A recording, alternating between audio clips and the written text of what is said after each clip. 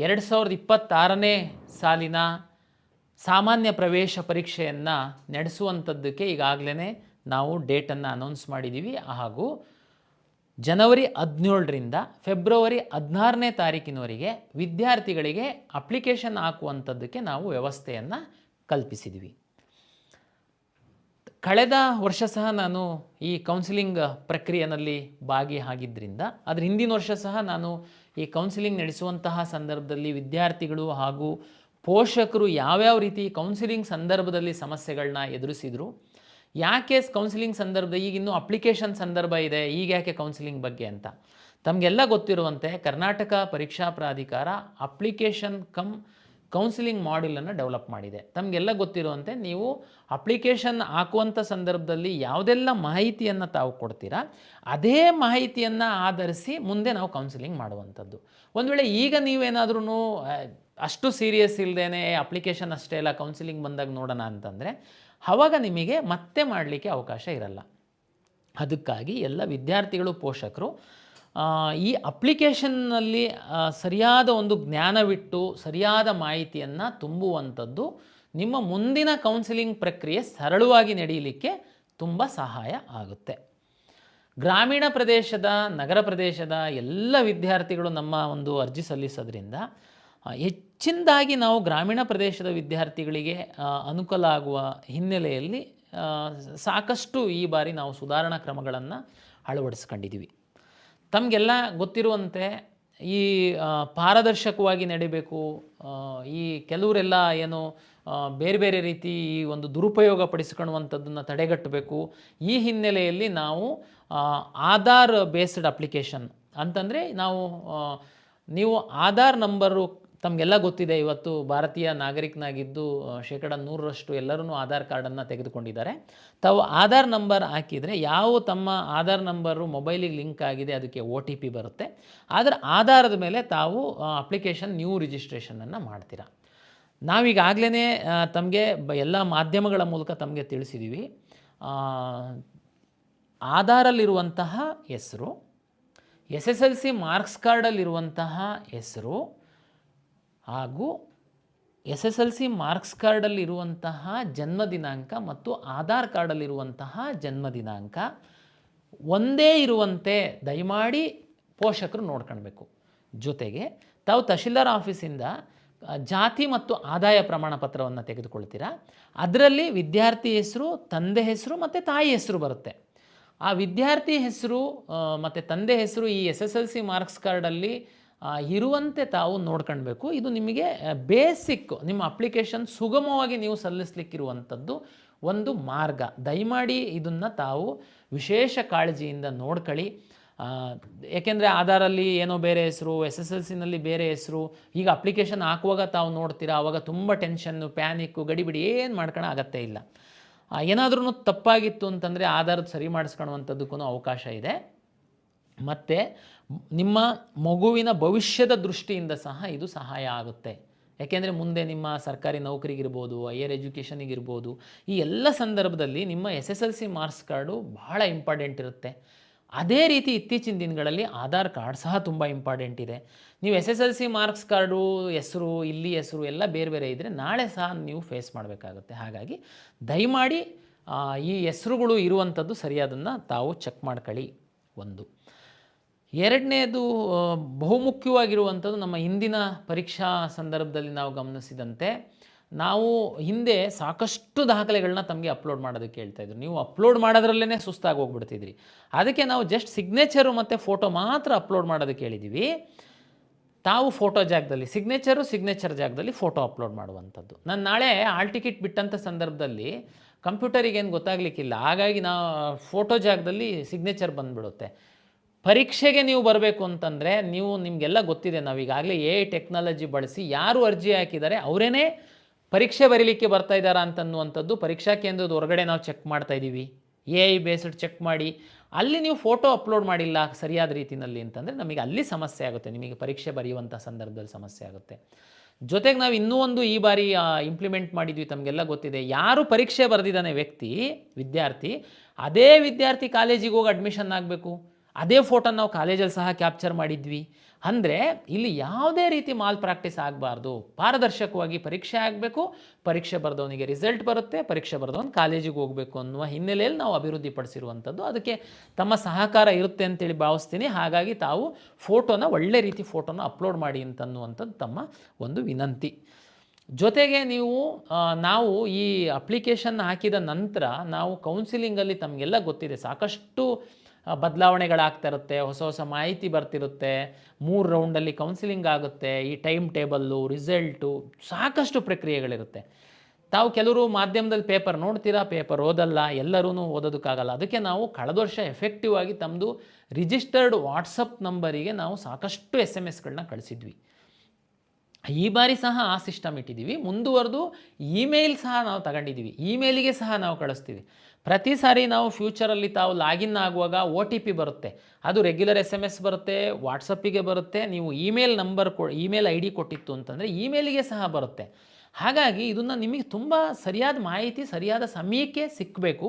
ನೀವು ಇನ್ಯಾರ್ದೋ ವ್ಯಕ್ತಿಗಳ ಮೇಲೆ ಡಿಪೆಂಡ್ ಆಗಬಾರ್ದು ಅನ್ನುವ ಹಿನ್ನೆಲೆಯಲ್ಲಿ ನಾವು ಮಾಡಿದ್ದೀವಿ. ಹಾಗಾಗಿ ತಾವು ದಯಮಾಡಿ, ಹೌದು ಈಗೆಲ್ಲ ತುಂಬ ವಿದ್ಯಾರ್ಥಿಗಳು ಹಾಸ್ಟೆಲಲ್ಲಿ ಇರ್ತೀರ, ತಮ್ಮದು ಮೊಬೈಲ್ ನಂಬರ್ ಏನು ತಮ್ಮ ಕೈಯಲ್ಲಿ ಇರಲ್ಲ. ಆದರೆ ತಾವು ಹಾಕುವಾಗ ದಯಮಾಡಿ ತಮ್ಮ ಪೇರೆಂಟ್ಸಿಂದು ಮೊಬೈಲ್ ನಂಬರ್ ಹಾಕಿ. ಯಾಕೆಂದರೆ ಈ ಎಕ್ಸಾಮ್ ಮುಗಿದ ಮೇಲೆ ತಾವು ಪೇರೆಂಟ್ಸ್ ಜೊತೆ ಇರ್ತೀರ, ಹಾಗಾಗಿ ನಿಮ್ಮದೇ ಮೊಬೈಲ್ ನಂಬರ್ ಹಾಕಬೇಕಂತೇನಿಲ್ಲ. ಅಟ್ಲೀಸ್ಟ್ ನಿಮ್ಮ ಪೇರೆಂಟ್ಸ್ ಹಾಕಿ. ದಯಮಾಡಿ ಯಾರೋ ಸೈಬರ್ ಸೆಂಟರ್ದು ಇನ್ಯಾರ್ಯಾರ್ದೋ ಥರ್ಡ್ ವ್ಯಕ್ತಿಗಳದ್ದು ಕೊಡೋಕ್ಕೆ ಹೋಗಬೇಡಿ, ನಾಳೆ ನಿಮಗೆ ತೊಂದರೆ. ಯಾಕೆಂದರೆ ಎಲ್ಲ SMS ವಾಟ್ಸಪ್ದು ನಮ್ಮದು ಇನ್ಫಾರ್ಮೇಷನ್ ಅವ್ರಿಗೆ ಹೋಗ್ಬಿಡುತ್ತೆ. ಹಾಗಾಗಿ ದಯಮಾಡಿ ತಮ್ಮದು ಮೇಲ್ ID ಕ್ರಿಯೇಟ್ ಮಾಡಿ. ಎಲ್ಲ PUC ವಿದ್ಯಾರ್ಥಿಗಳಿದ್ದೀರಾ, ತುಂಬ ಅನುಕೂಲ ಆಗುತ್ತೆ. ನಿಮಗೆ ಮೇಲ್ ಸಹ ಬರುತ್ತೆ. ಓಕೆ, ಕಾಲೇಜಲ್ಲಿ ಮೊಬೈಲು ಕಂಪ್ಯೂಟರು ಎಲ್ಲ ನಿಮಗೆ ಅವಾಯ್ಡ್ ಮಾಡಿರ್ತಾರೆ. ಅಂಥ ಸಂದರ್ಭದಲ್ಲಿ ದಯಮಾಡಿ ಪೇರೆಂಟ್ಸ್ದು ಮೊಬೈಲ್ ನಂಬರ್ ಕೊಟ್ಟರೆ ನಾವು ಕಳಿಸುವಂಥ ವಾಟ್ಸಪ್ SMS ಇಮೇಲ್ ID ತಮ್ಮದು ಪೇರೆಂಟ್ಸ್ದು ಅಥವಾ ತಮ್ಮದು ಕೊಟ್ಟರೆ ನಾವು ಟೈಮ್ ಟು ಟೈಮ್ ಕಳಿಸುವಂಥ ತಮಗೆ ಮಾಹಿತಿ ಸಿಗುತ್ತೆ. ಇದು ಅನುಕೂಲ ಆಗುತ್ತೆ. ಓಕೆ, ಈಗ ಮುಖ್ಯವಾಗಿ ಇಡೀ ಅಪ್ಲಿಕೇಶನ್ನಲ್ಲಿ ಸಾಕಷ್ಟು ಸ್ಟೆಪ್ಸ್ ಇದೆ. ಅದೆಲ್ಲದನ್ನು ನಾನು ನಿಮಗೆ ಎಕ್ಸ್ಪ್ಲೈನ್ ಮಾಡಲಿಕ್ಕೆ ಹೋಗಲ್ಲ. ಅದು ನೀವು ಒಂದು ಸರಿ ಅಪ್ಲಿಕೇಶನ್ ಹಾಕಲಿಕ್ಕೆ ಕೂತ್ರೆ ತಮಗೆಲ್ಲ ಗೊತ್ತಾಗುತ್ತೆ. ಕಳೆದ 2 ವರ್ಷಗಳಲ್ಲಿ ತಾವು ಎಲ್ಲಿ ಮಿಸ್ಟೇಕ್ ಮಾಡಿದ್ರಿ, ಎಲ್ಲಿ ನೀವು ಹೆಚ್ಚು ಗಮನ ಕೊಡಬೇಕು ಅನ್ನುವಂಥದ್ದನ್ನು ಮಾತ್ರ ನಾನು ಫೋಕಸ್ ಮಾಡ್ತೀನಿ. ಅಂದರೆ ನಾಳೆ ನಿಮಗೆ ಸೀಟ್ ಅಲಾಟ್ಮೆಂಟಲ್ಲಿ ನಿಮಗೆ ತೊಂದರೆ ಆಗಬಾರ್ದು, ಅದು ನನ್ನ ಮುಖ್ಯ ಕಾಳಜಿ. ವಿಶೇಷವಾಗಿ ನೋಡಿ, ಕರ್ನಾಟಕ ರಾಜ್ಯದಲ್ಲಿ ಮೈನಾರಿಟಿ ಕಾಲೇಜಸ್ ಇದೆ, ಮುಸ್ಲಿಂ ಮೈನಾರಿಟೀಸ್ ಮತ್ತು ಕ್ರಿಶ್ಚಿಯನ್ ಮೈನಾರಿಟೀಸ್ ಕಾಲೇಜಸ್ ಇದೆ. ಈ ಸೀಟ್ ಶೇರಿಂಗಲ್ಲಿ ನಮ್ಮ ಮೆಡಿಕಲ್ ಸೀಟ್ ಶೇರಿಂಗಲ್ಲಿ, ಮೆಡಿಕಲ್ ಮತ್ತು ಡೆಂಟಲಲ್ಲಿ ಶೇರ್ಸು ಬೇರೆ ಬೇರೆ ಥರ ಪ್ಯಾಟ್ರನ್ ಇದೆ. ಅದು ನಾನು ಕೌನ್ಸಿಲಿಂಗ್ ಟೈಮಲ್ಲಿ ಹೇಳ್ತೀನಿ, ಇಲ್ಲಿ ಹೇಳಲಿಕ್ಕೆ ಹೋಗಲ್ಲ. ಇಲ್ಲಿ ನಾನು ಏನು ಹೇಳ್ತೀನಿ ಅಂತಂದರೆ, ಇಲ್ಲಿ KCET ಅಪ್ಲಿಕೇಶನ್ ಹಾಕಿದವರೇ ನೀಟ್ ಸಹ ಎಕ್ಸಾಮ್ ಬರೀತೀರಾ ನೀವು, ನಾವೇನು ಎಕ್ಸಾಮ್ ಕೊಡಲ್ಲ ನಿಮಗೆ. ಆದರೆ ಇದೇ ಅಪ್ಲಿಕೇಶನ್ನಿಗೆ ನಿಮ್ಮದು ನೀಟ್ ರಿಸಲ್ಟ್ ಬಂದಾದಮೇಲೆ ನೀಟ್ ರಿಜಿಸ್ಟ್ರೇಷನ್ ನಂಬರ್ ಎಂಟ್ರಿ ಮಾಡೋದಕ್ಕೆ ನಾವು ಎನೇಬಲ್ ಮಾಡ್ತೀವಿ. ನೀವು ಮತ್ತೊಂದು ಸರಿ ಎಲ್ಲ ಅಪ್ಲಿಕೇಶನ್ ತುಂಬ ಅಗತ್ಯ ಇಲ್ಲ. ನಮ್ಮ ಹತ್ರ 2 ಥರ ಕೆಟಗರಿ ಮಕ್ಕಳಿರ್ತಾರೆ. ಬರೀ ನೀಟ್ ಎಕ್ಸಾಮ್ ಬರೆಯೋರು ಇರ್ತಾರೆ. ನೀವು ಅಪ್ಲಿಕೇಶನ್ ಹಾಕಬೇಕಾ? ಹೌದು, ನೀವು ಅಪ್ಲಿಕೇಶನ್ ಹಾಕಿ, ನೀವು ನಮ್ಮ ಎಕ್ಸಾಮ್ ಬರೆಯೋ ಅಗತ್ಯ ಇಲ್ಲ. ನೀವು ನೀಟ್ ರಿಸಲ್ಟ್ ಬಂದಾಗ ನಾನು ರಿಜಿಸ್ಟ್ರೇಷನ್ ನಂಬರ್ ಹಾಕಕ್ಕೆ ಹೇಳ್ತೀನಿ, ನೀವು ನೀಟ್ ನಂಬರ್ ಹಾಕಿ, ನಮಗೆ ನ್ಯಾಷನಲ್ ಟೆಸ್ಟಿಂಗ್ ಏಜೆನ್ಸಿಯಿಂದ ನಿಮ್ಮದು ಡಾಟಾ ಬಂದಿರುತ್ತೆ, ನಾನು ಅದನ್ನು ನಿಮ್ಮದು ರ್ಯಾಂಕನ್ನು ನಾನು ನಿಮ್ಮ ಅಪ್ಲಿಕೇಶನ್ ಒಳಗಡೆ ಡಿಸ್ಪ್ಲೇ ಮಾಡ್ತೀನಿ.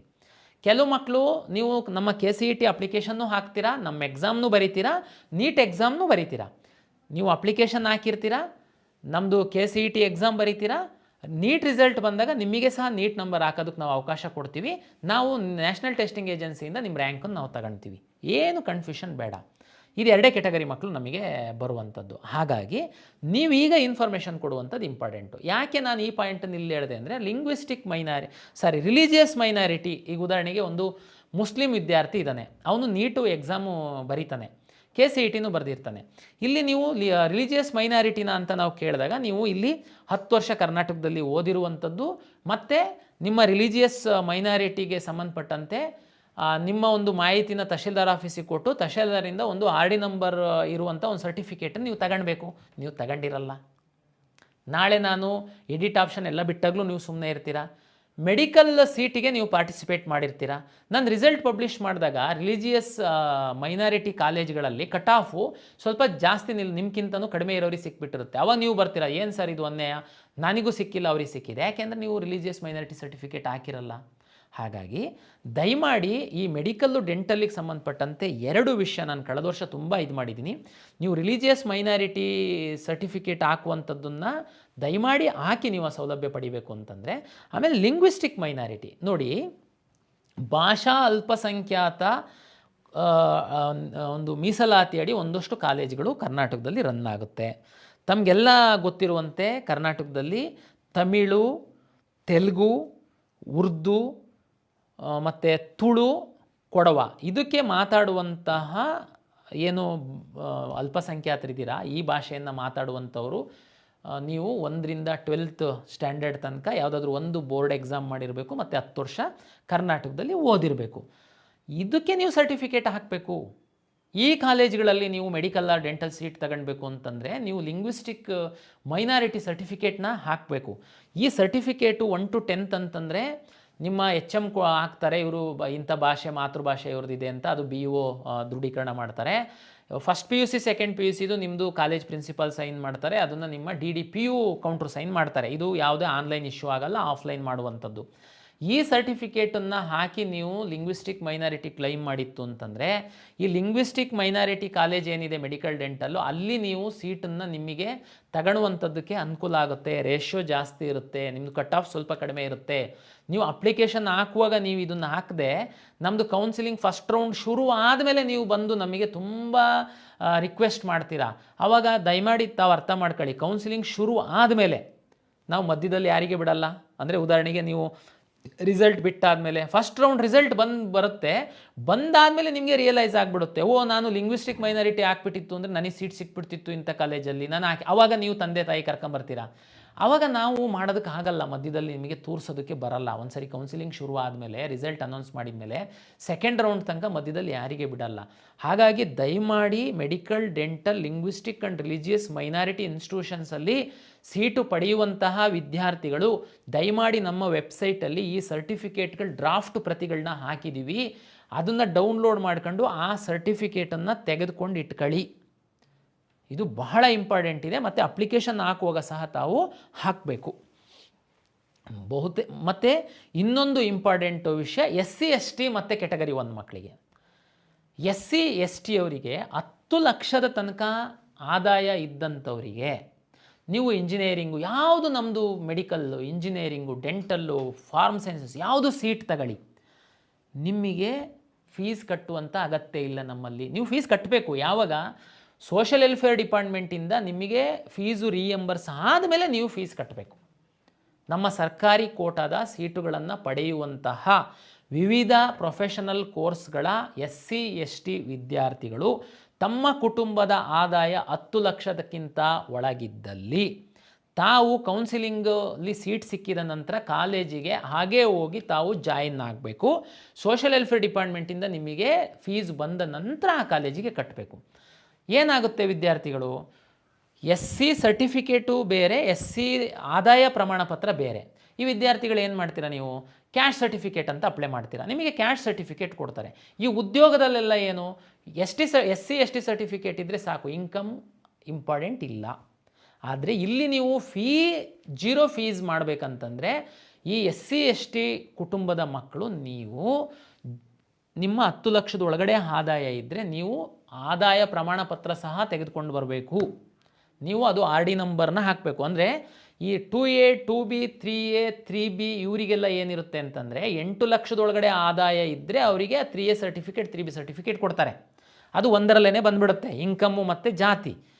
SC ಅವ್ರದ್ದು ಹಂಗಲ್ಲ, ನಿಮಗೆ ಕ್ಯಾಸ್ಟ್ ಪ್ರಮಾಣ ಪತ್ರ, SC ST ಅವರಿಗೆ ಕ್ಯಾಸ್ಟ್ ಸಂಬಂಧಪಟ್ಟಂಥ ಪ್ರಮಾಣ ಪತ್ರ ಬೇರೆ ಬರುತ್ತೆ, ಅದಕ್ಕೊಂದು RD ನಂಬರ್ ಬರುತ್ತೆ, ಇನ್ಕಮ್ಮಿಗೆ ಒಂದು RD ನಂಬರ್ ಬರುತ್ತೆ. ದಯಮಾಡಿ SC ST ಮಕ್ಕಳು 10 ಲಕ್ಷದ ಒಳಗಡೆ ಇನ್ಕಮ್ ಇತ್ತು ಅಂತಂದರೆ ತಾವು ಈ ಎರಡೂ ಪ್ರಮಾಣ ಪತ್ರವನ್ನು ತೆಗೆದುಕೊಳ್ಳಿ.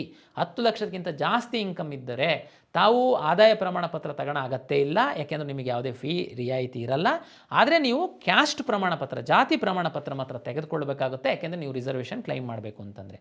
ಇನ್ನೊಂದು ಬಂತು ಕ್ಯಾಟಗರಿ 1ಗೆ ಸಂಬಂಧಪಟ್ಟಂತೆ ಸಹ ತಮ್ಗಳಿಗೆ ಸಹ 2.5 ಲಕ್ಷ ಆದಾಯದವರೆಗೆ ಈ ಫೀ ರಿಯಾಯಿತಿಯಲ್ಲಿ ಕನ್ಸಿಡರ್ ಮಾಡುವಂಥದ್ದಕ್ಕೆ ಇದೆ. ಹಾಗಾಗಿ ತಾವು ಸಹ ಜಾತಿ ಜೊತೆಗೆ ಆದಾಯ ಪ್ರಮಾಣ ಪತ್ರವನ್ನು ಹಾಕಬೇಕು. ಮತ್ತು ಇಲ್ಲೇ ಈ ವಿಷಯ ಇನ್ನೊಂದು, ಈ ಜನರಲ್ ಮೆರಿಟ್ ಅವರಿಗೆ ಸಂಬಂಧಪಟ್ಟಂತೆ ಹೇಳ್ಬಿಡ್ತೀವಿ. ಇದು ಜನರಲ್ ಮೆರಿಟ್ ಅವರಿಗೆ ವಿಶೇಷವಾಗಿ ಯಾಕೆ ನಾನು ಮೆನ್ಷನ್ ಮಾಡ್ತಾಯಿದ್ದೀನಿ ಅಂದರೆ, ಉಳಿದವರು ಎಲ್ಲರಿಗೂ ಅಂತೂ ತಾವು ಕ್ಯಾಸ್ಟ್ ಸರ್ಟಿಫಿಕೇಟು, ಇನ್ಕಮ್ ಸರ್ಟಿಫಿಕೇಟ್ ಹಾಕೇ ಇರ್ತೀರ. ಅಂದರೆ SC ST ಅವರು ಕೆಟಗರಿ 1 ಅವರು ಇನ್ಕಮ್ಮು RD ನಂಬರ್ ಸಪ್ರೇಟ್ ಹಾಕ್ತೀರಾ, ಕ್ಯಾಸ್ಟ್ ಸರ್ಟಿಫಿಕೇಟ್ ಹಾಕ್ತೀರಾ. 3A 3B 2A 2B ಅವರೆಲ್ಲ ಕ್ಯಾಸ್ಟ್ ಆ್ಯಂಡ್ ಇನ್ಕಮ್ ಸರ್ಟಿಫಿಕೇಟ್ ಹಾಕಿರ್ತೀರ. ಇನ್ನು ಉಳಿದವರು ಯಾರು? General merit student. General merit student ಅವರಿಗೆ ಏನಪ್ಪ ಇನ್ಕಮ್ಮು? ಎಸ್, ಉದಾಹರಣೆಗೆ ಜನರಲ್ ಮೆರಿಟ್ ಸ್ಟೂಡೆಂಟ್ ಇದ್ದು ತಾವು ಏನಾದ್ರೂ ಬಡವರಿತ್ತು ಅಂತಂದರೆ, ನಮಗೆ ತಮಗೆಲ್ಲ ಗೊತ್ತಿದೆ SNQ ಅಂತ ಒಂದು ಕೋಟಾ ಇದೆ ಇಂಜಿನಿಯರಿಂಗ್ ಸೀಟಲ್ಲಿ. ಇದರಲ್ಲಿ ನಿಮ್ಮ ಆದಾಯವನ್ನು ಆಧರಿಸಿ ನಿಮಗೆ ಫೀ ರಿಯಾಯಿತಿ ಕೊಡುವಂಥದ್ದಕ್ಕೆ ಒಂದು ಅವಕಾಶ ಇದೆ. ಇದು AICT ಅವರ ಒಂದು ಮಾರ್ಗಸೂಚಿ ಅಂತೆ. ಹೆಚ್ಚಿನ ವಿವರವನ್ನು ನಮ್ಮ ವೆಬ್ಸೈಟಲ್ಲಿ ತಾವು ನೋಡ್ಕೊಳ್ಬೋದು. ನಾನಿಲ್ಲಿ ಹೇಳುವಂಥದ್ದು ಇಷ್ಟೇ, general merit student, pure general merit students ಒಂದು ವೇಳೆ ಅಂದರೆ ಬೈ ಜಾತಿ ಕೆಲವರು ಜನರಲ್ ಮೆರಿಟ್ ಆಗಿರ್ತಾರೆ, ಅವರಿಗೆ ಇನ್ಕಮ್ಮು ವಾಸ್ತವವಾಗಿ ತುಂಬ ಕಡಿಮೆ ಇರುತ್ತೆ. ಅವ್ರುಗಳೇನಾದರೂ ಈ SNQನ ಕ್ಲೈಮ್ ಮಾಡಬೇಕು ಅಂತಂದರೆ ದಯಮಾಡಿ ತಾವು, ನಿಮಗಂತೂ ಜಾತಿ ಪ್ರಮಾಣ ಪತ್ರ ಕೊಡಲ್ಲ, ಆದರೆ ಇನ್ಕಮ್ ಪ್ರಮಾಣ ಪತ್ರವನ್ನು ಕೊಡ್ತಾರೆ, ಆದಾಯ ಪ್ರಮಾಣ ಪತ್ರವನ್ನು ಹಾಕಿ. ಜೊತೆಗೆ ಈ ಜಾತಿಯಿಂದ ಈ ಜನರಲ್ ಮೆರಿಟ್ ಇರುವಂಥವರು ಒಂದು ವೇಳೆ ಗ್ರಾಮೀಣ ಪ್ರದೇಶದಲ್ಲಿ ಓದಿದರೆ ನೀವು ಗ್ರಾಮೀಣ ಮೀಸಲಾತಿಯನ್ನು ಪಡೆಯುವಂಥದ್ದಕ್ಕೆ ಅವಕಾಶ ಇದೆ. ಆದರೆ ನೀವು ಇಲ್ಲಿ ನಾನ್ ಕ್ರಿಮಿ ಲೇಯರ್ ಸರ್ಟಿಫಿಕೇಟನ್ನು ತಹಶೀಲ್ದಾರ್ ಆಫೀಸಿಂದ ತಂದು ಕೊಡಬೇಕಾಗುತ್ತೆ. ಇದು GM ಅವರಿಗೆ ಕುರಿತಾಗಿ ನಾನು ಹೇಳ್ತಿರುವಂಥದ್ದು. ಇದ್ರ ಬಗ್ಗೆ ಹೆಚ್ಚಿನ GM ಅಂತಿದ್ದಂಗೆ ಸುಮ್ಮನೆ GM ಹಾಕ್ಬಿಡ್ತಾರೆ. ಉದಾಹರಣೆಗೆ ಯಾವುದೋ ಒಂದು ತುಂಬ ಒಂದು ಜಾತಿಯಲ್ಲಿ GM ಇದ್ದು ಅವರು ತುಂಬ ಬಡವರು ಇರ್ತಾರೆ, ಏನೋ ಕೂಲಿ ಮಾಡ್ತಿರ್ಬೋದು, ಏನೋ ಬೇರೆ ವೃತ್ತಿ ಮಾಡ್ತಿರ್ಬೋದು, ಆದರೆ ಅವ್ರದ್ದು ಇನ್ಕಮ್ ತುಂಬ ಕಡಿಮೆ ಇರುತ್ತೆ. GM ಅನ್ನೋ ಕಾರಣಕ್ಕೋಸ್ಕರ ಅವರು ಇನ್ಕಮ್ ಸರ್ಟಿಫಿಕೇಟೇ ಹಾಕಲ್ಲ. ನೀವು ಒಂದು ವೇಳೆ ಮೆರಿಟೋರಿಯಸ್ ಇದ್ದು ನಿಮ್ಮದು ಇನ್ಕಮ್ ತುಂಬ ಕಡಿಮೆ ಇತ್ತು ಅಂತಂದರೆ ನಿಮಗೆ ಈ ಇಂಜಿನಿಯರಿಂಗ್ ಸೀಟ್ ಪಡೆಯುವಂಥ ಸಂದರ್ಭದಲ್ಲಿ SNQಗೆ ನಿಮ್ಮನ್ನು ಇನ್ಕಮ್ ಆಧಾರದ ಮೇಲೆ ಕನ್ಸಿಡರ್ ಮಾಡುವಂಥದ್ದಕ್ಕೆ ಅವಕಾಶ ಇರೋದ್ರಿಂದ ದಯಮಾಡಿ ತಾವು ಅದನ್ನು ಸದುಪಯೋಗ ಪಡಿಸ್ಕೊಳ್ಬೇಕು ಅಂತಂದರೆ ಇನ್ಕಮ್ ಸರ್ಟಿಫಿಕೇಟ್ ಹಾಕಬೇಕು. ಜೊತೆಗೆ ಗ್ರಾಮೀಣ ಪ್ರದೇಶದಲ್ಲಿ ಇದ್ದರೆ ನೀವು ರೂರಲ್ ಪ್ರಮಾಣ ಪತ್ರನ ಹಾಕ್ತೀರಾ. ಅದು ಕ್ಲೈಮ್ ಆಗಬೇಕು ಅಂತಂದರೆ NCLC ನಾನ್ ಕ್ರಿಮಿಲೇಯರ್ ಸರ್ಟಿಫಿಕೇಟ್ ತಹಶೀಲ್ದಾರಿಂದ ಪಡೆದು ಹಾಕಬೇಕಾಗುತ್ತೆ. ಇದು GM ಎಲ್ಲ ಕ್ಯಾಸ್ಟಿಗೆ ಸಂಬಂಧಪಟ್ಟಂತೆ. ಇದು ಎಲ್ಲ ನಿಮ್ಮ ಸೀಟು ಕರ್ನಾಟಕದಲ್ಲಿ ಆರಿಜೆಂಟಲ್ ಮತ್ತು ವರ್ಟಿಕಲ್ ರಿಸರ್ವೇಷನ್ ಮೇಲೆ ಸೀಟ್ ಅಲಾಟ್ ಮಾಡುವಂಥದ್ದು ಅವಕಾಶ ಇರೋದ್ರಿಂದ ಎಲ್ಲ ಗ್ರೂಪ್ಗಳಿಗೆ ಒಂದು ಸೀಟ್ಗಳ ರಿಸರ್ವ್ ಆಗಿರೋದ್ರಿಂದ ನಿಮ್ಮ ರ್ಯಾಂಕು ಮತ್ತು ರಿಸರ್ವೇಷನ್ ಮೇಲೆ ನಿಮಗೆ ಸೀಟ್ ಅಲಾಟ್ ಆಗೋದ್ರಿಂದ ನಿಮ್ಮ ಜಾತಿ ಮತ್ತು ಆದಾಯ ಪ್ರಮಾಣ ಪತ್ರಕ್ಕೆ ಸಂಬಂಧಪಟ್ಟಂತೆ ಸರಿಯಾದ ಮಾಹಿತಿಯನ್ನು ಕೊಡುವಂಥದ್ದನ್ನು ಅಪ್ಲಿಕೇಶನ್ ಸ್ಟೇಜಲ್ಲಿ ಮಾಡಿ ಎನ್ನುವಂಥದ್ದು ನಾನು ಪೋಷಕರು ವಿದ್ಯಾರ್ಥಿಗಳಿಗೆ ನನ್ನ ಕಡೆಯಿಂದ ವಿನಂತಿ.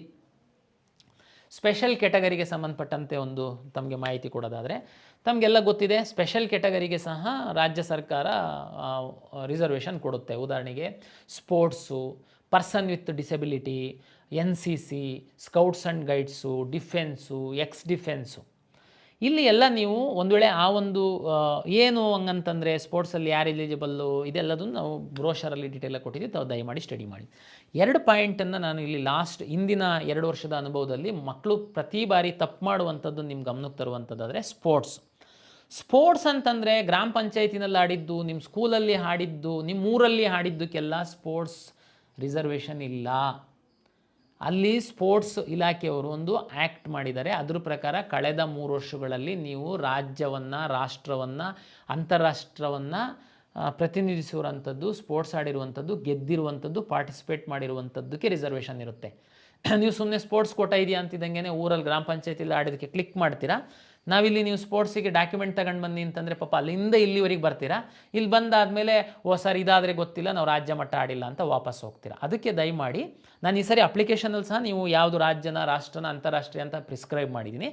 ಜೊತೆಗೆ ಸ್ಪೋರ್ಟ್ಸ್ ಅಂದರೆ ಯಾರು ಎಲಿಜಿಬಲ್ ಅನ್ನುವಂಥದ್ದನ್ನು ಸಹ ನಾವು ನಮ್ಮ ಬ್ರೋಷರಲ್ಲಿ ಹಾಕಿದ್ದೀವಿ. ದಯಮಾಡಿ ಓದಿ ಸ್ಪೋರ್ಟ್ಸ್ ಕೋಟಾ ಕ್ಲೈಮ್ ಮಾಡಿ ಅನ್ನುವಂಥದ್ದು ನನ್ನ ವಿನಂತಿ. ಪರ್ಸನ್ ವಿತ್ ಡಿಸಬಿಲಿಟಿ, ವಿಶೇಷ ಚೇತನರಿಗೆ ಸಂಬಂಧಪಟ್ಟಂಥ ಒಂದು ಮಾತು ನೋಡಿ. ವಿಶೇಷ ಚೇತನರು ಗೆ ರಿಸರ್ವೇಷನ್ ಇದೆ. ಅದರಂತೆ ಮೆಡಿಕಲ್, ಡೆಂಟಲ್, ಆಯುಷ್ ಎಲ್ಲ ಕೆಟಗರಿನಲ್ಲಿ ನಾವು ಸೀಟ್ ರಿಸರ್ವ್ ಮಾಡಿ ಇಡ್ತೀವಿ. ಆದರೆ ಅರ್ಹ ವಿಶೇಷ ಚೇತನರಿಗೆ ರಿಸರ್ವ್ ಮಾಡಿರುವಂತಹ ಸೀಟ್ಸ್ಗಳದು fake PWD person with disability ಅವರಿಗೆ ರಿಸರ್ವ್ ಮಾಡಿರುವಂತಹ ಸೀಟ್ಗಳಲ್ಲ. ಕಳೆದ ವರ್ಷ ನಿಮಗೆ ಮಾಹಿತಿಗೆ ಹೇಳ್ತೀನಿ ನಾನು, ಯಾರು ಪರ್ಸನ್ ವಿತ್ ಡಿಸಬಿಲಿಟಿನ ಕ್ಲೈಮ್ ಮಾಡ್ತೀರಾ ತಾವು UDID ಕಾರ್ಡನ್ನು ತಗೊಳ್ಬೇಕಾಗುತ್ತೆ, ಒಂದು ಮ್ಯಾಂಡೇಟ್ರಿ.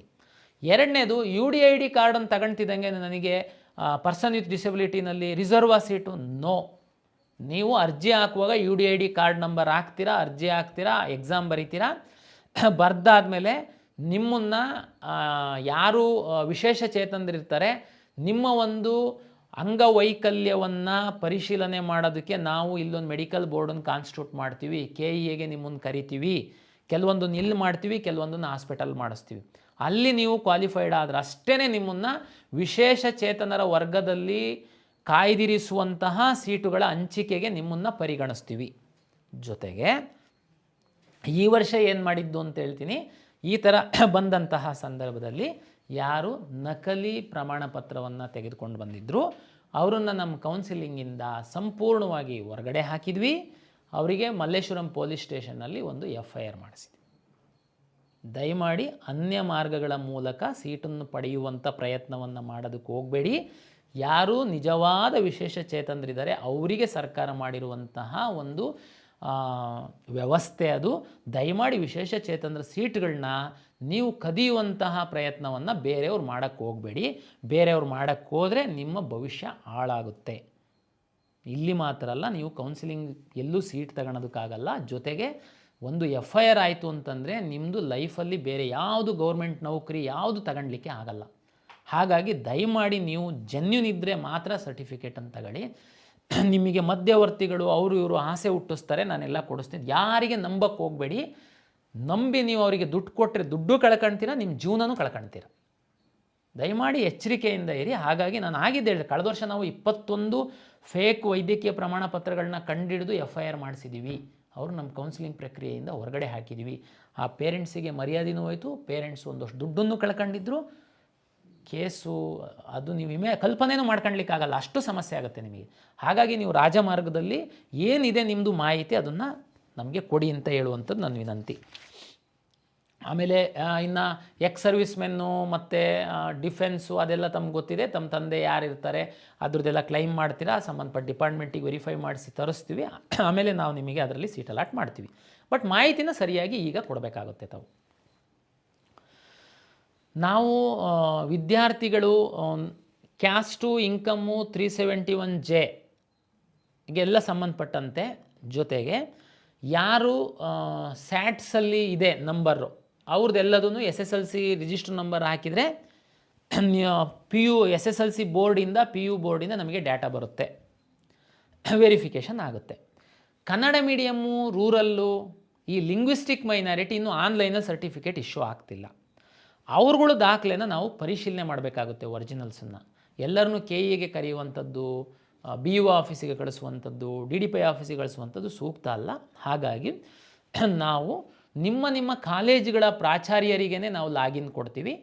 ನಿಮ್ಮ ಈ ಯಾವ ಆನ್ಲೈನ್ ಸರ್ಟಿಫಿಕೇಟ್ ಇಶ್ಯೂ ಆಗಿಲ್ಲ, ನನಗೆ ಹೇಳಿದೆ ಅಲ್ಲ, ಇವತ್ತು ಆನ್ಲೈನಲ್ಲಿ ಯಾವ್ಯಾವ ಸರ್ಟಿಫಿಕೇಟ್ ಇಶ್ಯೂ ಆಗ್ತಾಯಿದೆ: religious minority certificate, all caste and income certificate, 371J certificate, ನಿಮ್ಮ ಸ್ಟಡಿ ಡೀಟೇಲ್ಸ್ PU ಬೋರ್ಡಲ್ಲಿರುವಂಥದ್ದು, SSLC ಬೋರ್ಡಲ್ಲಿರುವಂಥದ್ದು ನಮ್ಗೆ ಆನ್ಲೈನಲ್ಲಿ ಫೆಚ್ ಆಗಿ ಬರುತ್ತೆ. Linguistic minority certificates, Kannada medium certificate, rural certificate ಇದು ಆನ್ಲೈನಲ್ಲಿ ವೆರಿಫಿಕೇಷನ್ ಆಗಲ್ಲ. ಹಾಗಾಗಿ ಯಾರು ಇದನ್ನು ಕ್ಲೈಮ್ ಮಾಡ್ತಾರೆ ನಾವು ಒಂದು ವೆರಿಫಿಕೇಷನ್ ಮಾಡಬೇಕಾಗುತ್ತೆ. ಅದಕ್ಕೆ ನಾವೇನು ಮಾಡಿದ್ದೀವಿ, ಯಾರು ಪ್ಯೂರ್ ಜನರಲ್ ಮೆರಿಟ್ ಬರ್ತಾರೆ ಅವ್ರದ್ದು ಬೋರ್ಡಿಂದನೇ ನಮಗೆ ಸ್ಯಾಟ್ಸಲ್ಲಿ 7 ವರ್ಷದ ಸ್ಟಡಿ ಡೀಟೇಲ್ಸು ಫೆಚ್ ಆಗುತ್ತೆ. SSLC ಯಾರು PUC ಒಂದು ಎಕ್ಸಾಮನ್ನು ಇಲ್ಲಿ ಬರೆದಿರುವಂಥದ್ದು ಪ್ರೂವ್ ಆಗುತ್ತೆ. ಅವರು ಎಲ್ಲೂ ವೆರಿಫಿಕೇಷನಿಗೆ ಹೋಗೋಗತ್ತೆ ಇಲ್ಲ. ನಿಮಗೆ ನಿಮ್ಮ ಅಪ್ಲಿಕೇಶನ್ ಡೌನ್ಲೋಡ್ ಆಗಿಬಿಡುತ್ತೆ. ನಿಮಗೆ ಅಂದರೆ ನೀವು ಸಬ್ಮಿಟ್ ಮಾಡಿರೋ ಅಪ್ಲಿಕೇಶನ್ ಫೀಸ್ ಕಟ್ತಿದಂಗೆ ನಿಮಗೆ ಡೌನ್ಲೋಡ್ ಆಗುತ್ತೆ. ಯಾರ್ದು 7 ಇಯರ್ಸು ಸ್ಟಡಿ ಡೀಟೇಲ್ಸು ಕಾರಣಾಂತರದಿಂದ ಫೆಚ್ ಆಗಲ್ಲ, ಉದಾಹರಣೆಗೆ ICSE ಇರ್ಬೋದು, CBSE ಇರ್ಬೋದು, ಯಾರು ಈ Kannada medium, rural, linguistic minority claim ಮಾಡ್ತೀರಾ ರಿಸರ್ವೇಷನ್ಸು, ತಮಗೆ ನೀವು ಅಪ್ಲಿಕೇಶನ್ ಸಬ್ಮಿಟ್ ಮಾಡಿದ ಮೇಲೆ ಒಂದು ಕ್ಲೈಮ್ ಸ್ಲಿಪ್ ಅಂತ ಮಾತ್ರ ಬರುತ್ತೆ. ನಿಮ್ಮದು ಅಪ್ಲಿಕೇಶನ್ನು ಡೌನ್ಲೋಡ್ ಆಗಲ್ಲ. ನಿಮಗೆ ಏನೇನು ಸಬ್ಮಿಟ್ ಮಾಡಿ ಡೌನ್ಲೋಡ್ ಆಗಲ್ಲ. ಅದರಲ್ಲಿ ಹೇಳ್ತೀರಾ ನೀವು ಇದೆಲ್ಲ ಕ್ಲೈಮ್ ಮಾಡಿದ್ದೀರಾ. ದಯಮಾಡಿ ತಾವು ತಮ್ಮ ಕಾಲೇಜಿನ ಪ್ರಾಂಶುಪಾಲರ ಬಳಿ ಅಥವಾ ಹತ್ತಿರದ ಯಾವುದೇ ಸರ್ಕಾರಿ PU ಕಾಲೇಜಲ್ಲಿ ಹೋಗಿ ನೀವು ಮೂಲ ದಾಖಲೆಗಳನ್ನು ತೋರಿಸಿ ಅಂತ, ಅಲ್ಲಿ ಪ್ರಾಂಶುಪಾಲರು ನಿಮ್ಮ ಮೂಲ ದಾಖಲೆಗಳನ್ನ ನೋಡಿ ಅವರು ಓಕೆ ಮಾಡ್ತು ಅಂತಂದರೆ ಆಮೇಲೆ ನಿಮಗೆ ಅಪ್ಲಿಕೇಶನ್ ಡೌನ್ಲೋಡ್ ಆಗುತ್ತೆ. ಏನು ಸರ್ ಇದು ಅಪ್ಲಿಕೇಶನ್ ಡೌನ್ಲೋಡು ಮತ್ತು ನಾವೇನು ಸಬ್ಮಿಟ್ ಮಾಡಿದ್ವಿ ಅಂತ ಗೊತ್ತಾಗಲ್ಲ, ಏನು ನಮಗೆ ಕೊಟ್ಟರೆ ಯಾಕೆ ಇದು ಮಾಡಿದ್ವಿ ಅನ್ನೋದನ್ನು ಹೇಳ್ಬಿಡ್ತೀನಿ. ಲಾಸ್ಟ್ ಇಯರ್ ನಾವೇನು ಮಾಡಿದ್ವಿ, ಅಪ್ಲಿಕೇಶನನ್ನು ನಿಮಗೆ ಡೌನ್ಲೋಡ್ ಆಗ್ತಾಯಿತ್ತು, ಕೆಳಗಡೆ ಬರೆದಿದ್ವಿ ಕೆಲವೊಂದು ಆನ್ಲೈನಲ್ಲಿ ವೆರಿಫೈ ಆಗಿರ್ತಿತ್ತು, ಕೆಲವೊಂದು ವೆರಿಫೈ ಆಗಿರ್ತಿರ್ಲಿಲ್ಲ. ಇದು ಯಾವುದು ವೆರಿಫೈ ಆಗಿಲ್ಲ ಅದು ಕೆಳಗಡೆ ಹಾಕಿದ್ವಿ, to be verified, please visit your college principal and verification ಮಾಡ್ಕೊಳ್ಳಿ. ಅಪ್ಲಿಕೇಶನ್ ಹಾಕಿ ಡೌನ್ಲೋಡ್ ಮಾಡ್ಕೊಂಡವ್ರು ಅದನ್ನು ತೆಗೆದು ಓದಲೂ ಇಲ್ಲ ವಿದ್ಯಾರ್ಥಿಗಳು. ಕಾಲೇಜಿಗೆ ಹೋಗಿ ನೀವು ವೆರಿಫಿಕೇಷನ್ನೇ ಮಾಡ್ಕೊಳ್ಳಲಿಲ್ಲ ಯಾವುದೂ. ಕೌನ್ಸಿಲಿಂಗ್ ಶುರು ಮಾಡಿದ್ವಿ. ಶುರು ಮಾಡ್ತಿದ್ದಂಗೆ ಲಾಗಿನ್ ಆದರೆ ಅಲ್ಲಿ ನಿಮ್ಮದು ಸ್ಟಾಪ್ಡ್ ಫ್ರಮ್ ಕೌನ್ಸಿಲಿಂಗ್ ಅಂತ, ಇವ್ರದ್ದು ಸರ್ವರ್ ಸರಿ ಇಲ್ಲ, ಅದು ಸರಿ ಇಲ್ಲ, ಇದು ಸರಿ ಇಲ್ಲ, ಬೊಬ್ಬೆ. ತೆಗೆದು ನೋಡಿದರೆ ನೀವು document verify, Kannada medium claim ಮಾಡಿದ್ದೀರಾ, ನೀವು ಕಾಲೇಜಿಗೆ ಹೋಗಿ ಅದನ್ನು ತೋರಿಸೇ ಇಲ್ಲ. ಲಿಂಗ್ವಿಸ್ಟಿಕ್ ಕ್ಲೈಮ್ ಮಾಡಿದ್ದೀರಾ, ಕಾಲೇಜಿಗೆ ಹೋಗಿ ತೋರಿಸೇ ಇಲ್ಲ. ಇಲ್ಲಿ ಬಂದು ನೀವು ಹಂಗೆ, ನಾನು ಎಷ್ಟೋ ವಿದ್ಯಾರ್ಥಿಗಳಿಗೆ ಫೋನ್ ಮಾಡಿದವರಿಗೆ ಜಸ್ಟ್ ನಿಮ್ಮ ಅಪ್ಲಿಕೇಶನಲ್ಲಿ ಲಾಸ್ಟಲ್ಲಿ ನೋಡಿ ಅಂತ ಹೇಳೋದು. ಅಲ್ಲಿ ನೀವು ಕಾಲೇಜಿಗೆ ಹೋಗಿ ವೆರಿಫೈ ಮಾಡಿಸ್ಕೊಳ್ಳಿ ಅಂತ ಬರೆದಿದೆ ಸರ್, ಹೋಗಿದ್ದೀರಾ? ಇಲ್ಲ ಸರ್, ಹೋಗಲಿಲ್ಲ. ಅದಕ್ಕೇ ಈ ಸರ್ ನಿಮಗೆ ಅಪ್ಲಿಕೇಶನ್ನೇ ಕೊಡಲ್ಲ ನಾನು. ಕ್ಲೈಮ್ ಯಾರು ಜಿ ಎಮ್ ಇದ್ದೀರಾ, ನಿಮ್ಮದು 7 years ಸ್ಟಡಿ ಬಂದಿದೆ, ಒಂದು any 10th or PU board exam ಆಗಿರೋದು ಬಂದಿದೆ, ನಿಮಗೆ ಅಪ್ಲಿಕೇಶನ್ ಬರುತ್ತೆ, ನೀವೆಲ್ಲೂ ವೆರಿಫಿಕೇಷನಿಗೆ ಹೋಗೋ ಅಗತ್ಯ ಇಲ್ಲ. ನಿಮಗೆ ಆಲ್ ಟಿಕೆಟ್ ಬರುತ್ತೆ, ಮುಂದೊಂದು ದಿನ ನಿಮಗೆ ಕೌನ್ಸಿಲಿಂಗ್ ಶುರುವಾದಾಗ ನಿಮಗೆ ವೆರಿಫಿಕೇಷನ್ ಸ್ಲಿಪ್ ಸಹ ಬರುತ್ತೆ, ಇನ್ಕ್ಲೂಡಿಂಗ್ ರ್ಯಾಂಕ್ಸು ಅದರಲ್ಲಿ ಇನ್ಕಾರ್ಪೊರೇಟ್ ಆಗಿ. ಯಾರು ಯಾವುದಾದ್ರೂ ರಿಸರ್ವೇಷನ್ ಕ್ಲೈಮ್ ಮಾಡಿದ್ದೀರಾ, ದಯಮಾಡಿ ತಾವು ಕಾಲೇಜಿಗೆ ವಿಸಿಟ್ ಮಾಡಿ ಒರಿಜಿನಲ್ ರಿಸರ್ವೇಷನ್ ಏನು ಕ್ಲೈಮ್ ಮಾಡಿದ್ದೀರಾ ಕನ್ನಡ ಮತ್ತು ರೂರಲ್ ಲಿಂಗ್ವಿಸ್ಟಿಕ್ ಇದ್ರದ್ದು ತೋರಿಸ್ಬೇಕು. ಅಲ್ಲಿ ವೆರಿಫೈ ಆದಮೇಲೆ ನಿಮಗೆ ಅಪ್ಲಿಕೇಶನ್ ಬರುತ್ತೆ. ಈ ಸರಿ ನಾವು ಕಳೆದ ವರ್ಷ ಯಾರೆಲ್ಲ ವೆರಿಫಿಕೇಷನ್ ಮಾಡಿದ್ರು ಅವ್ರದ್ದೆಲ್ಲದೂ ಆಟೋ ಫೆಚ್ ಆಗಂಗೆ ಮಾಡಿದ್ವಿ. SSLC ಮಾರ್ಕ್ಸ್ ಕಾರ್ಡ್ದು ರಿಜಿಸ್ಟ್ರೇಷನ್ ನಂಬರ್ ಹಾಕಿದ್ರು ಒಂದು ವರ್ಷ ನಿಮಗೆ ಆಟೋ ಫೆಚ್ ಆಗುತ್ತೆ. ಫಿಲ್ ಮಾಡುವಂಥದ್ದನ್ನು ತುಂಬ ಕಡಿಮೆ ಮಾಡಿದ್ದೀವಿ. ಅಪ್ಲೋಡ್ ಮಾಡುವಂಥದ್ದು ಫೋಟೋ ಮತ್ತು ಸಿಗ್ನೇಚರ್ ಮಾತ್ರ ಇಟ್ಟಿದ್ದೀವಿ. ಹಾಗಾಗಿ ಅಪ್ಲಿಕೇಶನ್ ತುಂಬ ಸರಳ ಆಗಿದೆ ಅಂತ ನಾನು ಭಾವಿಸಿದ್ದೀನಿ. ನೀವು ಅದನ್ನು ತುಂಬಲಿಕ್ಕೆ ಶುರು ಮಾಡಿದಾಗ ನಿಮಗೆ ಅದು ಎಕ್ಸ್ಪೀರಿಯನ್ಸ್ ಆಗುತ್ತೆ. ಗಡಿಬಿಡಿ ಮಾಡಬೇಡಿ, ನಾಳೆಯಿಂದ ಅಪ್ಲಿಕೇಶನ್ ಲೈವ್ ಮಾಡ್ತಾಯಿದ್ದೀವಿ. ಯಾರು ಪ್ಯೂರ್ GM ಇದ್ದೀರಾ ನೀವು ಬೇಕಾದರೆ ತುಂಬಿ. ಯಾವುದಾದ್ರೂ ರಿಸರ್ವೇಷನ್ ಕ್ಲೈಮ್ ಮಾಡುವಂಥವ್ರು ಈಗಾಗಲೇ ನಾನೇನು ಎಕ್ಸ್ಪ್ಲೈನ್ ಮಾಡಿದ್ದೀನಿ, ದಯಮಾಡಿ ಸಮಾಧಾನವಾಗಿ ಆ ಸರ್ಟಿಫಿಕೇಟ್ನೆಲ್ಲ ತೆಗೆದಿಟ್ಕೊಂಡು ಆಮೇಲೆ ಕಂಪ್ಯೂಟ್ರ್ ಮುಂದ್ಗಡೆ ಕೂತ್ಕೊಳ್ಳಿ. ಈಗ ಹೋಗೋದು, ಅರ್ಧ ಮಾಡೋದು, ಬಿಡೋದು, ಸುಮ್ಮನೆ ಈ ಕಡೆ ಓದೋದು ಆಗಲ್ಲ, ಈ ಕಡೆ ಟೆನ್ಷನ್ ಆಗುತ್ತೆ. ಅದ್ರ ಬದಲು ಏನೇನು ಅಪ್ಲಿಕೇಶನ್ಸಲ್ಲಿ ಏನೇನು ಡಾಕ್ಯುಮೆಂಟ್ ಬೇಕು ಅಂತನ್ನುವಂಥದ್ದಿದೆ ಅದನ್ನೆಲ್ಲ ರೆಡಿ ಮಾಡಿ ಇಟ್ಕೊಂಡು ಕೂತ್ಕೊಂಡ್ರೆ ಅರ್ಧ ಗಂಟೆಲಿ ನೀವು ಅಪ್ಲಿಕೇಶನ್ ತುಂಬೋದು. ನಾವು PCM ಆಧರಿಸಿ ಇಂಜಿನಿಯರಿಂಗ್ ರ್ಯಾಂಕ್ ಕೊಡ್ತೀವಿ, PCB ಆಧರಿಸಿ ವೆಟರ್ನರಿ ಕೆಲವೊಂದು ಕೋರ್ಸ್ಗಳಿಗೆ ಕೊಡ್ತೀವಿ, PCMB ಆಧರಿಸಿ ನಾವು ಅಗ್ರಿಕಲ್ಚರಿಗೆ ಕೊಡ್ತೀವಿ. ಹಂಗಾಗಿ ನೀವು ಕೆಲವರೆಲ್ಲರೂ ಯಾವ ಎಕ್ಸಾಮ್ ಬರೀಬೇಕು ಅನ್ನೋದನ್ನು ಕೇಳಿದ್ದೀವಿ. ಈ ನೀಟಿಗೆ ಸಂಬಂಧಪಟ್ಟಂಥದ್ದು ನಮಗೆ 2-3 ಥರದ ಕೆಟಗರಿ ವಿದ್ಯಾರ್ಥಿಗಳು ಬರ್ತೀರಾ. CET ಬರೀತೀರಾ, ನೀಟು ಬರೀತೀರಾ, CET ಬರೆಯೋದೇ ಇಲ್ಲ, ನೀಟನ್ನು ಮಾತ್ರ ಬರೀತೀರಾ. ಈ ನಮ್ಮ CET ಯಾವುದೂ ಬರೆಯಲ್ಲ, ನೀವು ಅಲೈಡ್ ಹೆಲ್ತ್ ಸೈನ್ಸಸ್ಸಿಗೆ ಮಾತ್ರ ನೀವು ಪಾರ್ಟಿಸಿಪೇಟ್ ಮಾಡಬೇಕು, ಅದಕ್ಕೆ ಬರೀ PUC ಮಾರ್ಕ್ಸ್ ಮೇಲೆ ರ್ಯಾಂಕ್ ಕೊಡ್ತೀವಿ. ಹಾಗಾಗಿ ಇದನ್ನು ನಾವು ಲಾಸ್ಟ್ ಪೇಜಲ್ಲಿ ನಮ್ಮ ಅಪ್ಲಿಕೇಶನಲ್ಲಿ ಮಾಡಿದ್ದೀವಿ. ನೀಟಿಗೆ ಮಾತ್ರ, ಬರೀ ನೀಟನ್ನು ಮಾತ್ರ ಬರೀತಿರೋರು ನೀವು ಈಗ ಅಪ್ಲಿಕೇಶನ್ ರಿಜಿಸ್ಟ್ರು ಮಾಡಿ ನೀಟ್ ರಿಜಿಸ್ಟ್ರ್ ನಂಬರ್ ಎಂಟ್ರಿ ಮಾಡೋದಕ್ಕೆ ಅವಕಾಶ ಈಗೇನಿರಲ್ಲ. ಗಡಿಬಿಡಿ ಮಾಡು. ಅಕಸ್ಮಾತ್ ಈಗ ಮಾಡಲಿಲ್ಲ, ಏನು ಚಿಂತೆ ಮಾಡೋಕ್ಕೆ ಹೋಗಬೇಡಿ. ನೀವು ಬರೀ ನೀಟ್ ವಿದ್ಯಾರ್ಥಿಗಳಿಗೆ ನಾವು ಇದಾದಮೇಲೆ ಬರೀ ನೀಟ್ ವಿದ್ಯಾರ್ಥಿಗಳಿಗೆ ಸಹ 1 ವಾರ ವಿಂಡೋ ಓಪನ್ ಮಾಡ್ತೀವಿ. ಅದಕ್ಕೆ ಈಗ ಮಾಡಿಟ್ಟರೆ ತುಂಬ ಸಂತೋಷ. KCET ಎಕ್ಸಾಮು ಬರೀತಿರೋರು, ನೀಟು ಬರೀತಿರೋರು ದಯಮಾಡಿ ನೀವು KCET ಅಪ್ಲಿಕೇಶನ್ ಹಾಕುವಾಗ ಹಾಕಿ ನೀಟಿನ ತಲೆಬಿಸಿ ಮಾಡಬೇಡಿ. ನೀವು ನೀಟು ರಿಸಲ್ಟು ಬಂದ ನಂತರ ನಾವು ನಿಮಗೆ ನೀಟ್ ರಿಜಿಸ್ಟರ್ ನಂಬರ್ನ ಲಿಂಕ್ ಮಾಡೋದಕ್ಕೆ ಕೊಡ್ತೀವಿ. ಆವಾಗ ಲಿಂಕ್ ಮಾಡಿದರೆ ಸಾಕು, ಅದು ಫೆಚ್ ನಾವು ಮಾಡ್ಕೊಂಡು ನಿಮ್ಮ ವೆರಿಫಿಕೇಷನ್ ಸ್ಲಿಪ್ಪಲ್ಲಿ ನೀಟ್ ರ್ಯಾಂಕ್ ಡಿಸ್ಪ್ಲೇ ಆಗಂಗೆ ನಾವು ಮಾಡ್ತೀವಿ. ಹಾಗಾಗಿ ಗಡಿಬಿಡಿ ಮಾಡಬೇಡಿ, ಆರಾಮಾಗಿ ನೀವು ಮಾಡಬೇಕು. ಆಮೇಲೆ ಫಾರ್ಮಸಿಗೆ ಸಂಬಂಧಪಟ್ಟಂತೆ ಡಿಪ್ಲೊಮೊ ಫಾರ್ಮಸಿದು ಸಹ ಸರಿ ಅಲೈಡ್ ಹೆಲ್ತ್ ಸೈನ್ಸಸ್ಸು ನರ್ಸಿಂಗ್ ಎಲ್ಲ ತಮ್ಗೆ ಗೊತ್ತಿದೆ, ನಮ್ಮ ಕಡೆಯಿಂದನೇ ಸೀಟ್ ಅಲಾಟ್ ಆಗ್ತಾಯಿದೆ. ಮುಂದಿನ ವರ್ಷ ಈ ಫಾರ್ಮಸಿಗೆ ಸಂಬಂಧಪಟ್ಟಂತೆ ಸಹ ನಾವು ನಿಮ್ಮ PUC ಮಾರ್ಕ್ಸ್ ಮೇಲೆ ಅಲಾಟ್ ಮಾಡುವಂಥದ್ದಿದೆ. ಅಥವಾ ಅಪ್ಲಿಕೇಶನ್ ನೋಡಿದರೆ ಗೊತ್ತಾಗುತ್ತೆ. ರಿಜಿಸ್ಟ್ರು ಮಾಡಿ. ಅಲೈಡ್ ಹೆಲ್ತ್ ಸೈನ್ಸಸ್ಸು ಮತ್ತು ಫಾರ್ಮಸಿ, B ಫಾರ್ಮಾ ಇದಕ್ಕೆಲ್ಲ ಸಂಬಂಧಪಟ್ಟಂತೆ ತಮಗೆಲ್ಲ ಗೊತ್ತಿದೆ. KCET ಬರೀದೆ ನಿಮ್ಮ PU ಮಾರ್ಕ್ಸ್ ಮೇಲೆ ನಾವು ರ್ಯಾಂಕನ್ನು ಕೊಡುವಂಥದ್ದು. ಅದಕ್ಕಾಗಿ ನೀವು ಅಲ್ಲಿ ಇನ್ಸ್ಟ್ರಕ್ಷನ್ಸ್ ನೋಡಿದರೆ ಗೊತ್ತಾಗುತ್ತೆ. ಕರ್ನಾಟಕ ಪರೀಕ್ಷಾ ಪ್ರಾಧಿಕಾರ ಕರ್ನಾಟಕ ರಾಜ್ಯದ ಎಲ್ಲ ಸರ್ಕಾರಿ ಖಾಸಗಿ PU ಕಾಲೇಜಿನ ವಿಜ್ಞಾನ ವಿದ್ಯಾರ್ಥಿಗಳಿಗೆ ಒಂದು ದಿಕ್ಸೂಚಿ ಪುಸ್ತಕವನ್ನು ಮುದ್ರಿಸಿ ನಿಮಗೆ ಕಳಿಸ್ಕೊಡ್ಲಾಗಿದೆ. ನಿಮ್ಮ PU ಇಲಾಖೆಯ ಮುಖಾಂತರ ನಾವು ಕಳಿಸಿದ್ದೀವಿ. ನಿಮ್ಮ ಪ್ರಾಂಶುಪಾಲರು ನಿಮಗೆ ಕಳಿಸ್ತಾರೆ. ಒಂದು 52 ಪುಟದ ಒಂದು ಪುಸ್ತಕ. ದಯಮಾಡಿ ವಿದ್ಯಾರ್ಥಿಗಳು ನೀವು ಅಪ್ಲಿಕೇಶನ್ ಹಾಕೋದ್ರೊಳಗಡೆ ಒಂದು ಸರಿ ಓದಿ ಪೂರ್ತಿ ಎಲ್ಲ ಅದರಲ್ಲಿ ಇನ್ಕಾರ್ಪೊರೇಟ್ ಮಾಡಿದ್ದೀವಿ ನಾವು. ತಮಗೆ ತುಂಬ ಸಹಾಯ ಆಗುತ್ತೆ. ಜೊತೆಗೆ ನಿಮ್ಮ ಕಾಲೇಜಿನ ಎಲ್ಲ ವಿಜ್ಞಾನ ಶಿಕ್ಷಕರಿಗೆ ನಾವು ಅಪ್ಲಿಕೇಶನ್ ತುಂಬುವ ಕುರಿತು ನಾವು ಕಳೆದ 10 ದಿವಸಗಳಿಂದ ನಾವು ತರಬೇತಿಯನ್ನು ಆನ್ಲೈನ್ ಮೂಲಕ ಕೊಟ್ಟಿದ್ದೀವಿ. ಏನೇ ಡೌಟ್ಸ್ ಇತ್ತು ಅಂತಂದ್ರೂ ತಾವು ತಮ್ಮ ಕಾಲೇಜಿನ ಇವರಿಗೆ ಉಪನ್ಯಾಸಕರಿಗೆ ಕೇಳಿದರೆ ಅವರು ಸಹ ಕ್ಲಾರಿಫೈ ಮಾಡ್ತಾರೆ. ಜೊತೆಗೆ ನಾನು ಹೇಳಿದಂತೆ ನೀವು ಕಾಲೇಜಲ್ಲೇ ಆ ಸೌಲಭ್ಯನ ಬಳಕೆ ಮಾಡಬೇಕು. ಕಾಲೇಜವರಿಗೆ ಸಹ ನಾವು ರಿಕ್ವೆಸ್ಟ್ ಮಾಡಿದ್ವಿ, ದಯಮಾಡಿ ತಾವು ಕಾಲೇಜಲ್ಲೇ ಅಪ್ಲಿಕೇಶನ್ ಹಾಕ್ಸಿ ಅಂತ. ಸೈಬರ್ ಸೆಂಟ್ರಿಗೆ ಹೋಗಿ ಅಪ್ಲಿಕೇಶನ್ ಹಾಕಬೇಡಿ, ಅಲ್ಲಿಂದ ನಿಮಗೆ ತೊಂದರೆ ಆಗುತ್ತೆ ಅಂತ ಖಂಡಿತ ನಾನು ಹೇಳಲ್ಲ. ಆದರೆ ಸೈಬರ್ ಸೆಂಟ್ರಿಗೆ ಹೋಗಿ ಅಪ್ಲಿಕೇಶನ್ ಹಾಕುವಾಗ ದಯಮಾಡಿ ವಿದ್ಯಾರ್ಥಿ ಅವರ ಪಕ್ಕದಲ್ಲಿ ಕುಳಿತುಕೊಂಡು ನಮ್ಮ ದಿಕ್ಸೂಚಿ ಒಂದು ಸರಿ ಓದಿ ನಿಮ್ಮ ಮೀಸಲಾತಿ ನಿಮ್ಮ ಮಾಹಿತಿಯನ್ನು ಸರಿಯಾಗಿ ತುಂಬಿ, ನಿಮ್ಮ ಅಥವಾ ನಿಮ್ಮ ಪೋಷಕರ ಮೊಬೈಲ್ ನಂಬರನ್ನೇ ಕೊಡಿ, ನಿಮ್ಮ ಅಥವಾ ನಿಮ್ಮ ಪೋಷಕರ ಇಮೇಲ್ ಐ ಡಿನೇ ಕೊಡಿ. ದಯಮಾಡಿ ಆ ಸೈಬರ್ ಸೆಂಟರ್ ಅವರಿಗೆ ಪೂರ್ತಿ ಕೊಟ್ಬಿಟ್ಟು ನೀನೇ ಅಪ್ಲಿಕೇಶನ್ ಹಾಕು ಅಂತ ಹೇಳಕ್ಕೆ ಹೋಗಬೇಡಿ. ಅಲ್ಲಿ ಏನಾಗುತ್ತೆ ಪ್ರಾಬ್ಲಮ್ಮು, ಆ ಅಪ್ಲಿಕೇಶನ್ ಅವ್ರು ಹಾಕೋದ್ರ ಜೊತೆಗೆ OTPಗೋಸ್ಕರ ಅವ್ರ ಮೊಬೈಲ್ ನಂಬರ್ ಹಾಕ್ತಾರೆ, ನಾವೆಲ್ಲ ಇನ್ಫಾರ್ಮೇಷನ್ ಅವ್ರಿಗೆ ಕಳಿಸ್ತಿರ್ತೀವಿ. ಕೌನ್ಸಿಲಿಂಗ್ ಟೈಮಲ್ಲಿ ನಿಮಗೇನು ಕಮ್ಯುನಿಕೇಷನ್ ಆಗಲ್ಲ. ಹಾಗಾಗಿ ಎಲ್ಲರ ಮನೆಯಲ್ಲಿ ಕಂಪ್ಯೂಟರ್ ಇರುತ್ತೆ ಅಂತ ನಾನು ಹೇಳಲ್ಲ. ಹಾಗಾಗಿ ನೀವು ಊರಲ್ಲಿರುವಂಥ ನಮ್ಮ ಗ್ರಾಮ 1 ಕೇಂದ್ರಗಳಲ್ಲಿ ಸೈಬರ್ ಸೆಂಟ್ರಲ್ಲಿ ನೀವು ಡಿಪೆಂಡ್ ಆಗ್ಬೋದು, ನೀವು ಹೋಗ್ಬೋದು. ಬಟ್ ಆದರೆ ನೀವು ಅವರ ಜೊತೆ ಕುತ್ಕೊಂಡು ನಿಮ್ಮ ಅಪ್ಲಿಕೇಶನ್ ತುಂಬಿ ಸಬ್ಮಿಟ್ ಮಾಡಬೇಕು ಅನ್ನೋದು ವಿದ್ಯಾರ್ಥಿಗಳಿಗೆ, ಪೋಷಕರಿಗೆ ನನ್ನ ವಿನಂತಿ. ಯಾರು ಗಡಿಬಿಡಿ ಮಾಡಬೇಡಿ, ಅಪ್ಲಿಕೇಶನ್ನ ಸರಿಯಾದ ರೀತಿ ತುಂಬಿ. ಈಗೇನೋ ತಪ್ಪಾಕಿ ಸಬ್ಮಿಟ್ ಮಾಡಿಬಿಟ್ಟೆ, ತಪ್ಪಾಗಿ ಹೋಗ್ಬಿಡು, ಏನು ಚಿಂತೆ ಮಾಡಬೇಡಿ.